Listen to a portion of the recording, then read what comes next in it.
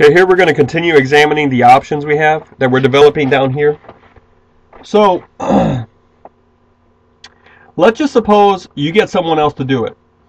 Okay, now at this point, you're going to lose your audience rather quickly, and rightly so, because if you're trying to write a whole piece of text here explaining the virtues of a best practice, in other words, this is what you're doing, this is how you're going to do, this is the best way to do it, okay? If the audience is saying, well, I'm just going to get someone else to do it, then they don't need to know those best practices. All right. So they're going to actually, if someone is actually going to take this option, that person is going to stop reading at this point. So we can't let this really be the option we choose. If we do, okay, then we basically should stop writing right here. Now, however, I do want you to make up your own mind on this. So for the project that we're working on, I want you to develop the whole thing as I'm suggesting, and then at the end, if you want to say, well, really the best way is to let someone else do it, then you can come and we'll talk about how to situate that. But for right now, let's just say we don't really want to focus on this one, but we do need to say to the reader, hey, there is an option. I've got to admit that you do it, you plus someone else, which basically turns into you, or just someone else completely over here. Those are your options. This one we're saying is not really a real option. It disappears quickly in practical application. So, here, let's just talk about this. Okay, if you get someone else to do it, then you are either going to put your money, well, I mean, I'm sure there are other ways, but these are the big ones. An investment bank, and they'll tell you, look, this is where we put your money, this is the rate we're going to give you, but we're using it. Obviously we're using it in aggressive play. To increase our overall wealth. All right, and so this is also known as a Wall Street bank. Now, a lot of these have gone out of business because they made some horrible. At the time, it looked great, but in retrospect, it was a horrible decision to invest in real estate CDOs, which are called collateralized debt obligations, and they really. I'm talking about Bear Stearns. I'm talking about Merrill Lynch. I'm talking about Lehman Brothers. Those three especially. Nowadays, it would be the ones that a long-standing one that's still going is I think Morgan Stanley's still around, but let's see, J.P. Morgan Chase. That's a huge, but it's an investment bank. All right, they're going to do a lot of stuff involving stocks and trades and bonds, stocks and bonds and options with the money you give them. So now you might think, well, what about smaller banks like Wachovia or Bank One or something like that? Well, as soon as they start doing decent, the trend is they get bought up by larger banks. They merge. And they make everyone gains off that. And just, one thing that is fueling all this, one thing that I see as I read all these and listen to all this material I've been working through, is that this notion of growth is paramount. Basically, if you don't grow, you are starting to die. That's the mindset of an investment bank for the most part. And it's not just growth. It's dazzling growth. Okay, so analysts might say, well, this bank is expected to have this increase in revenue. They'll give you a certain number. Okay, and let's say the bank actually does increase revenue, but it's not as high as the analyst said or as Wall Street was expecting. The stocks, they drop. It's an unforgiving scenario. You've got to not only perform, you've got to outperform, and you got to constantly be giving the impression that you're growing. At least that's how I sense it to be, and that's a very poor model, because obviously its end is demise. You cannot keep on growing, because eventually you get too big, and then fractions break away just under the weight of the whole system itself, the whole institution. So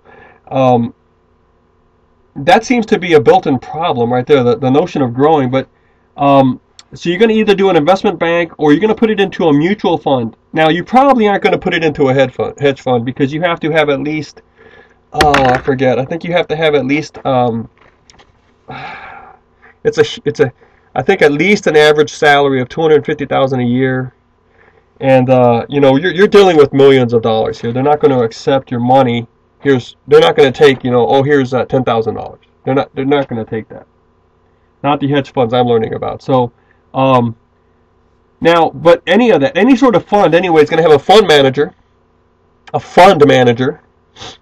and you know, he will give you, or she will give you, monthly updates. So you're going to get monthly letters and all that sort of stuff saying this is what we're doing with your money, basically. And of course, there are laws also that govern this. You know, they can't do some things, and they're going to try their best to be legal, hopefully. Although plenty of examples of funds that weren't very legal in what they did.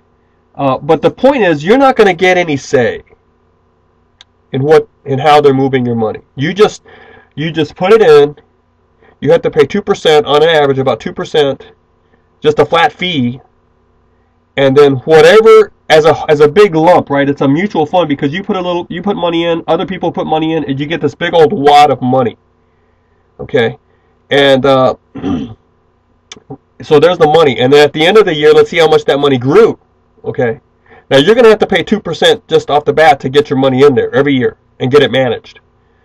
But then at the end, it's usually that the firm takes 20% of the overall growth for itself, and then everyone else splits the remaining 80% of the growth. And they have a choice to reinvest it and that sort of thing. But the thing about a mutual fund is that you do not have any say on how it's going. Now, you can write angry letters, and if you do have it in your contract, you can withdraw the money, but you can't tell the manager of what to do with it. All right. Now, if you're going to do this, what is the best practice in here? Are you going to go large or small? I would. You need to think about that. If you go large, a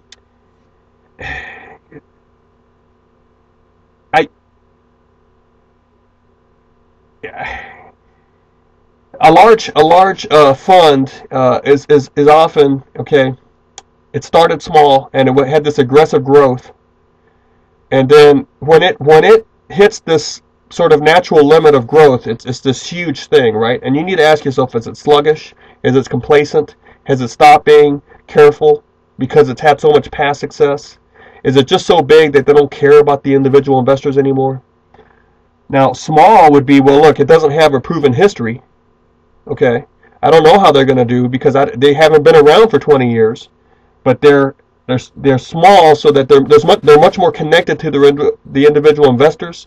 They sense the burden much more keenly to succeed because they haven't succeeded much yet since they're small. They might have more of a desire to actually aggressively and consistently work the money. All right, carefully and as opposed to a larger firm. Okay. How long are you going to put the money in? Now, the pros to this, okay, I think, is that actually you are getting someone else to do it.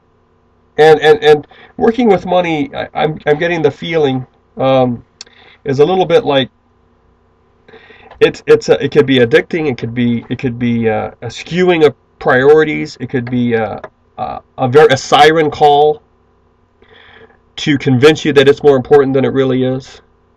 It could be obsessive, captivating your mind.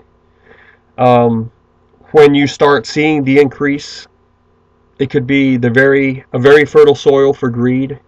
Okay, it's not without reason that the Bible does say, you know, the love of money is the root of all evil. Now, I'm not going to say all there is. Let's just say the love of money is the root of evil. Okay, evil things, of evil itself, you interpret that as you will, but it's certainly not saying the love of money is a good thing.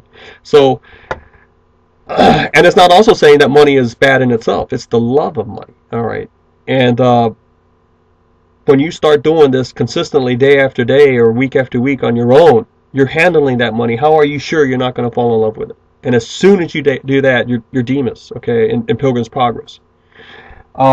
And I just cannot ever convince myself that we were created in God's image, put on this earth as an chamber for our true home and our true citizenry in heaven. So put here, created so that we can love money. I just can't see that. So having someone else do it actually keeps you from that. All right, it may. That's a good thing. Okay. What are the cons? Well, these people are playing with OPM, other people's money.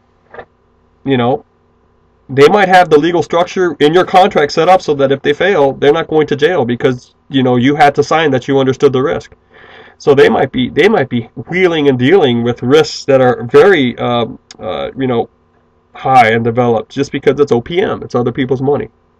They're not necessarily as careful. So the best practice here might be something like, now you got to think through this, but I'm just suggesting it might be something, take a small fund, a new fund with a local fund, people that you know, people that know you, that have banded together and that have put their own money in and are still full of energy, full of this drive to succeed, full of good ideas.